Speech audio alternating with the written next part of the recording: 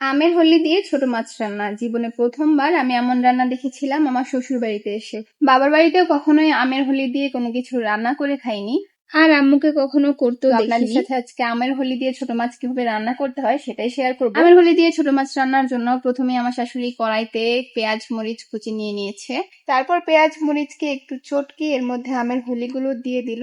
এটার কিন্তু শুদ্ধ ভাষা হোলি, তো আমি হোলি শুনতে শুনতে আমার অভ্যাস হয়ে গিয়েছে, তো আমি হোলিই বলছি।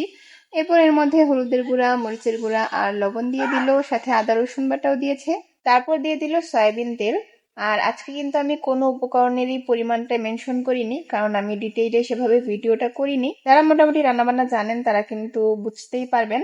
তো যাই হোক, সবকিছু পরিমাণ মতো দিয়ে ভালোভাবে হাত দিয়ে মাখিয়ে নিচ্ছে। এরপর এর মধ্যে যে ছোট মাছগুলো দিয়ে রান্না করবে সেই ছোট মাছগুলো দিয়ে দিল, তারপর আলতো ভাবে আবারও মাখিয়ে নিল। মাছগুলো দেওয়ার পর হালকাভাবে মাখিয়ে এর মধ্যে পানি দিয়ে দিল।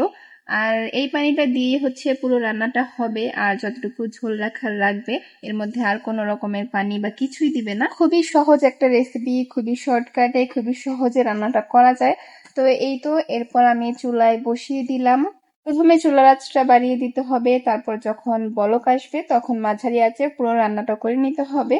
আর এর মধ্যে আপনারা লবণটা টেস্ট করে নেবেন, যদি লাগে তো আবার দিবেন, এই আর কি।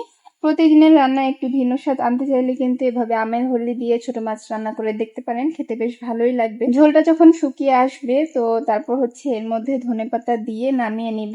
আর এই মাছ ভুনায় ঝোল রাখলে তেমন একটা ভালো লাগে না, একদমই মাখা মাখা ঝোল রাখলেই ভালো লাগে।